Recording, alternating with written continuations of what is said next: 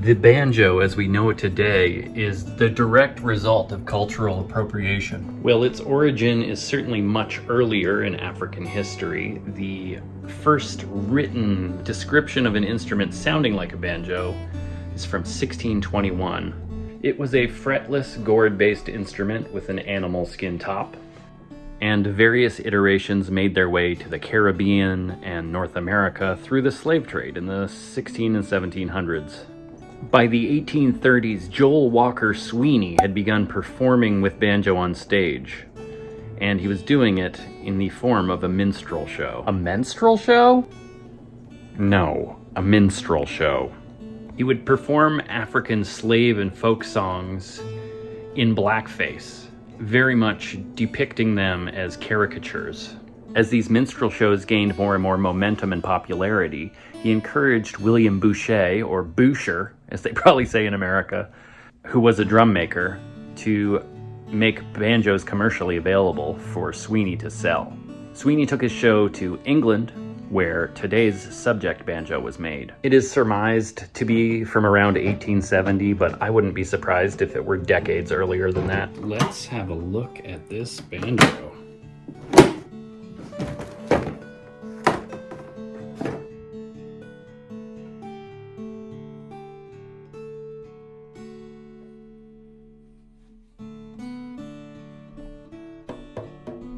And now that you've heard what the banjo sounds like, I'd like to thank you for joining me today and have a wonderful day. Please like and subscribe.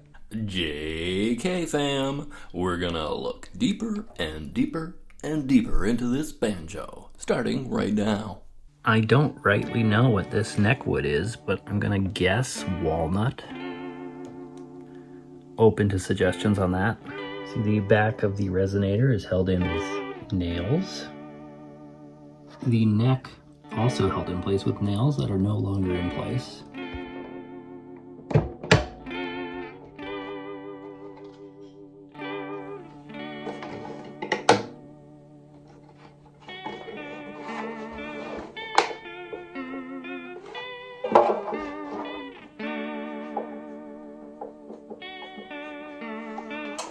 Perhaps I shouldn't just be yanking on this. That's what she said. Okay, we're going to take off the resonator.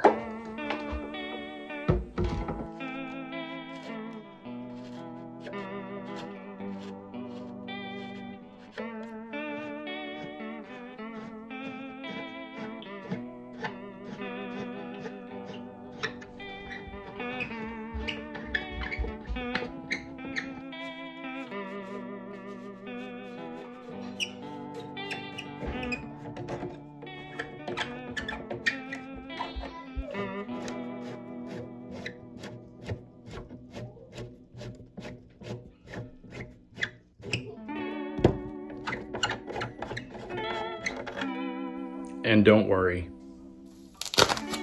I'm keeping them in order.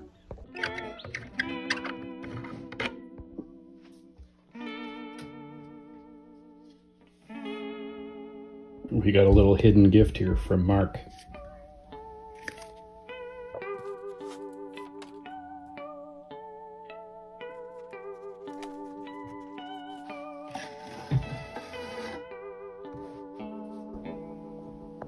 Look at that tone ball.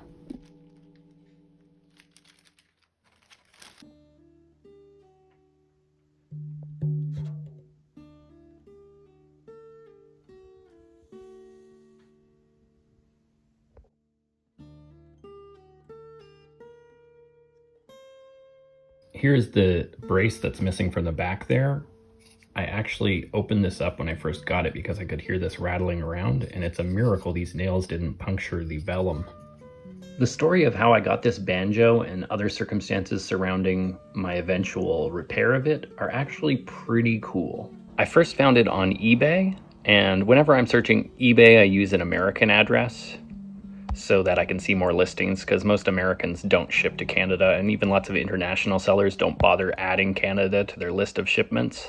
And this seller was no exception. It was listed only to be shipped to the US, but There was one interesting detail. When I clicked on the seller to see more information, it turns out their location was 10 miles from me. So I waited out the auction, made my last minute bid, and won it for around, I want to say $250 US. I then contacted the seller to let them know I was in the same city as them.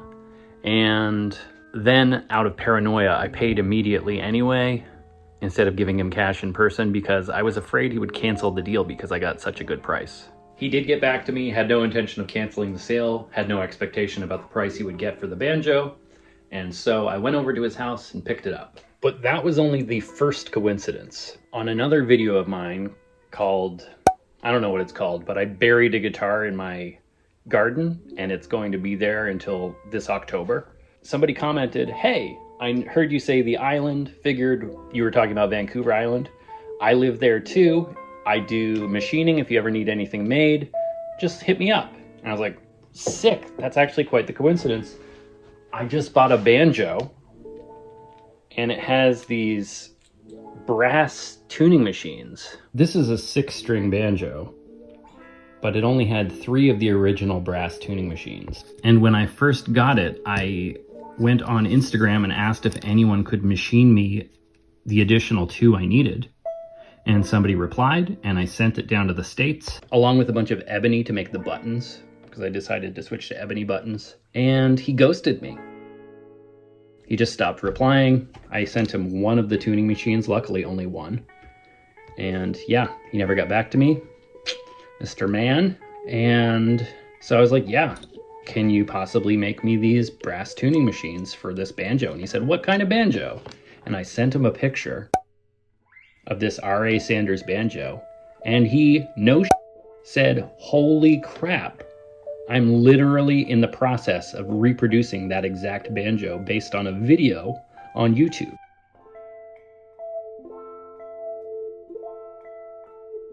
The banjo on YouTube is very similar, but it's missing the resonator. And yeah, he was building it based solely on what he could see on the video of the creator. And he was like, holy crap, can I come over and borrow that and do a blueprint and use that for my reproduction? And I said, of course. And we met that very day. Mark made me these 3 reproduction tuning machines, and he even included some washers. Here is one of his side by side with an original. Can you tell which one is which? You might be wondering how I know this is made by R.A. Sanders.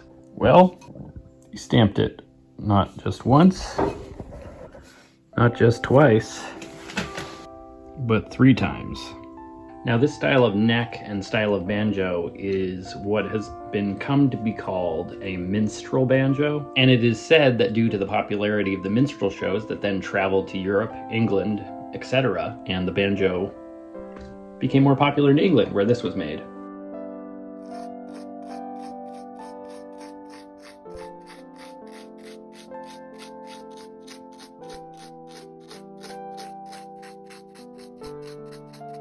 The back brace no longer even remotely fits. There's an extreme disparity between the profiles of the back and the brace. And so, unfortunately, we're going to have to reprofile the underside of the brace. This is not an even surface either. As I'm even leaving the dirt and tone ball intact, this is not something I take lightly, but I do want this to fit properly and be reattached.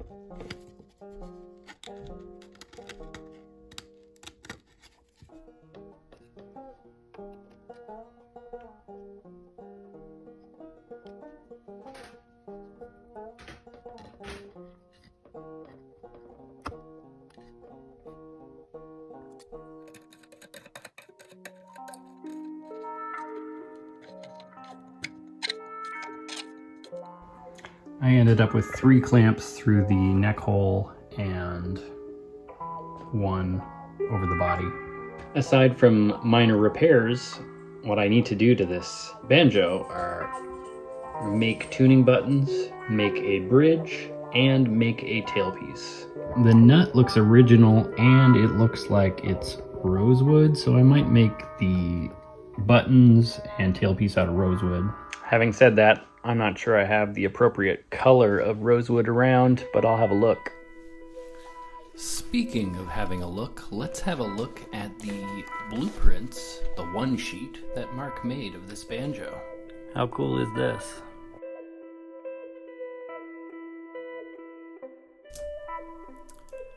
This one sheet is available on Mark's website, and I will link that in the description.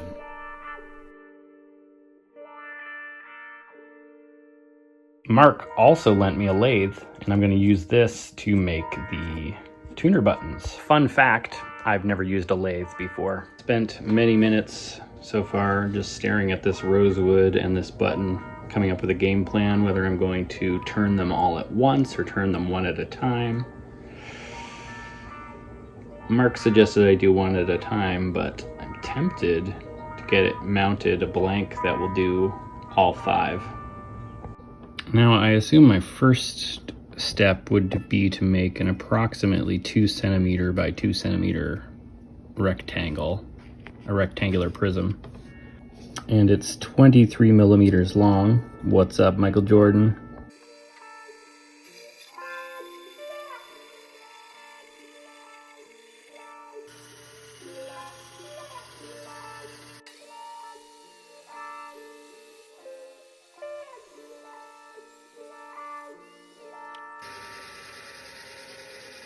Believe me, I know I'm doing this 100% wrong, but I drew a circle on the end and now I'm going to use a rasp to cut it into a circle, and then I'm going to use the jaws of the chuck to hold it.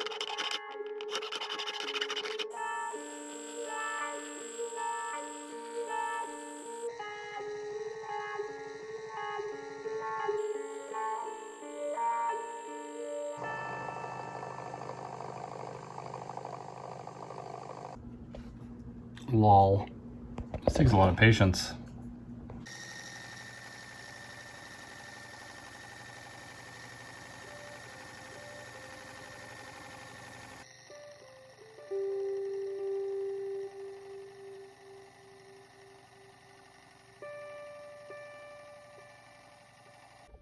Well, this is where I'm at so far with this.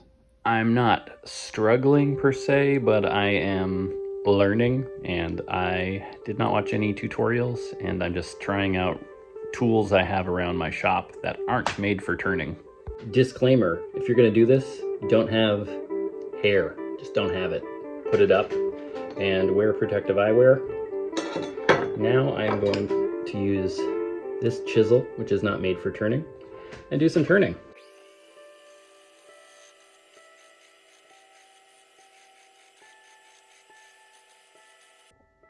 This is the current state of my first attempt. After a couple hours of work, I have 4 sort of roughed out.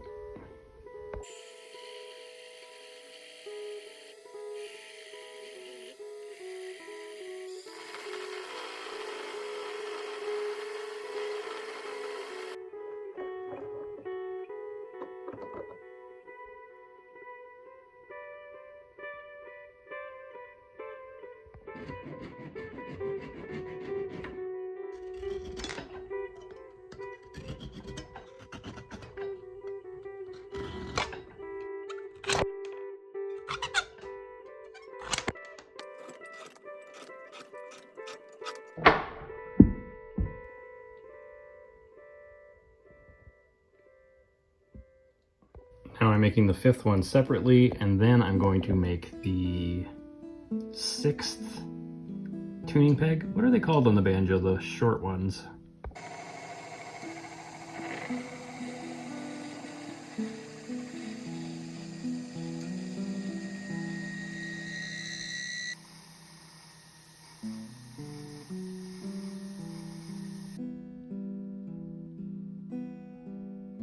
Mark even made me this custom punch. The original buttons are a much softer boxwood.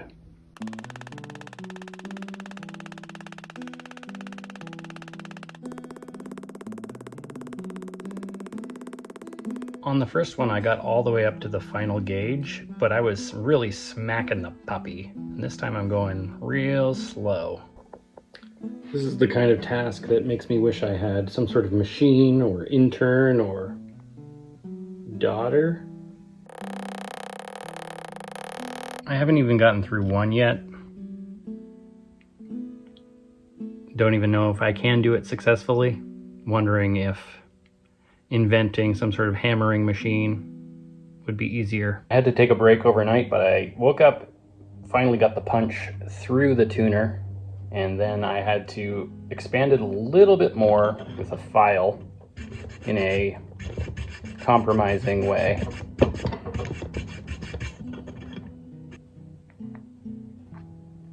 Ta-da!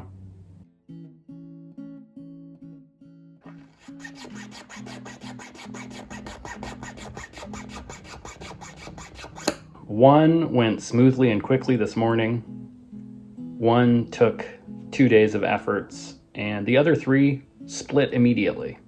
I'm hoping that super glue and willpower will hold them together. I'm pretty sure I have another chunk of that rosewood already cut.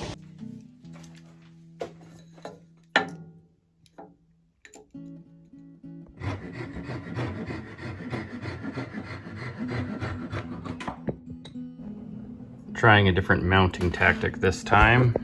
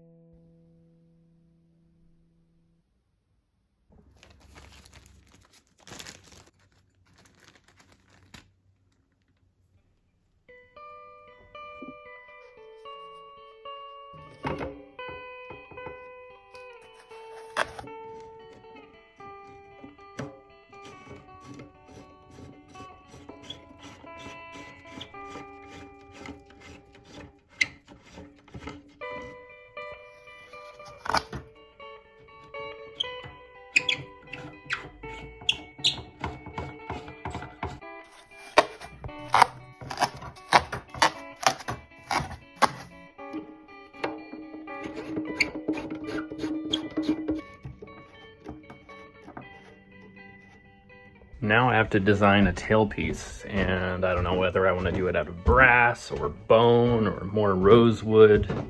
I don't know how I want to mount it. Let's figure it out. I reckon it should mount off the coordinator rod or what have you. And fretless with no markers, you kind of just get to pick your own scale length, aka where the bridge will be. Obviously we'll try to make this a whole note.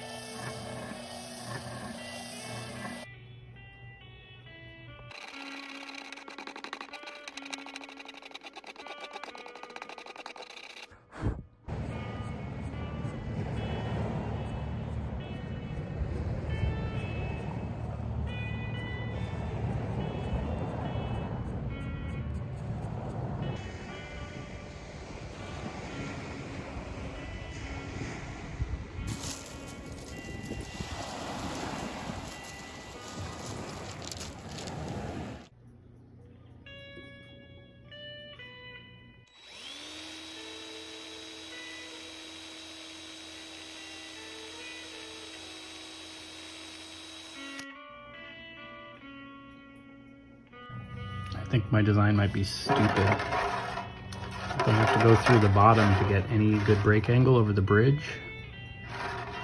And that means having the knot on top, which is not beautiful. So now I'm considering a secondary set of holes where I mount the strings through the bottom of the tailpiece and come up over the top, down through these holes again and out. It's dumb, but it might work. That just happened.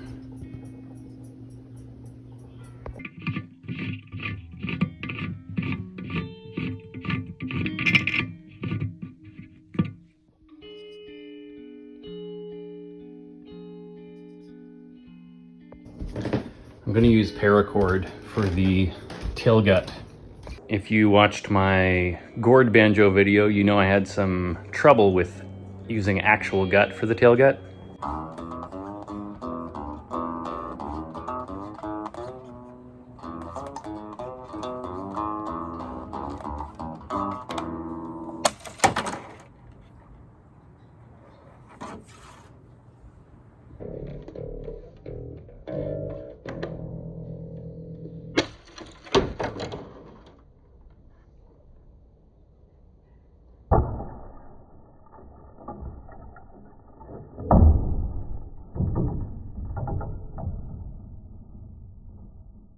I got these Nile gut strings. Really, they just seem like cheap shitty plastic, and there's only a 5 set, so I'm gonna have to make up the rest with various strings I have.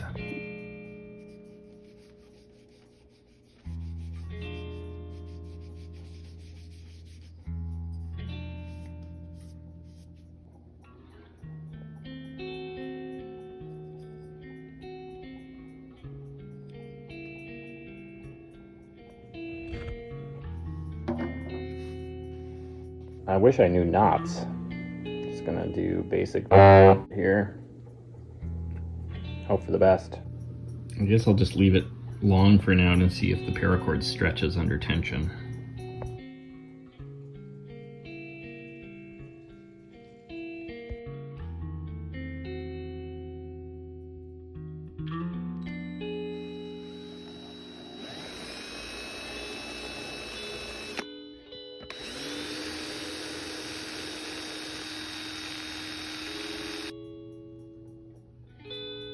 I thought stringing them under would be a solution to break angle, but we'll see once I get a bridge built. And we're gonna go for a 55mm spacing, because you always want to do something divisible by the number of strings minus 1, because we have 5 spaces, 11mm each. Boom. There are a few tone rabbit holes as deep as the what material should I make my banjo bridge out of? And it seems like just about anything will work. Got some maple here.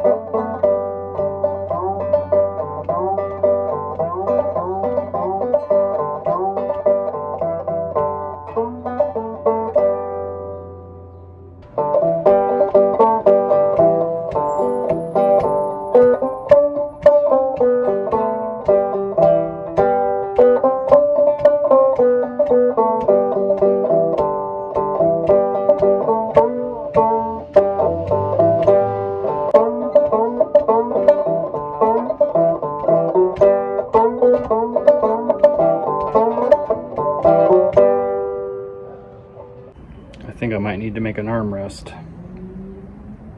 I went up, I went down, I went through, I went round, all just for the chance that I'd see you.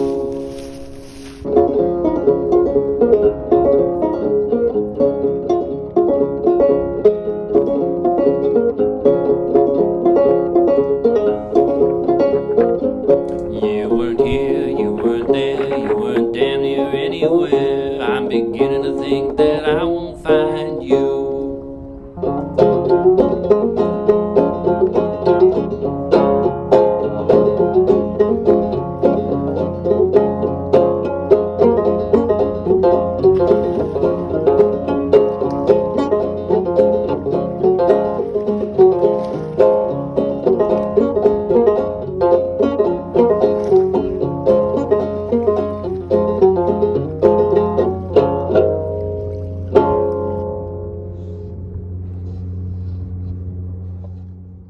Well, friends, I'd sure like to thank you for joining me today and fixing up this old banjo. Clearly, I have a lot more learning to do before I can play it proficiently, even in the least.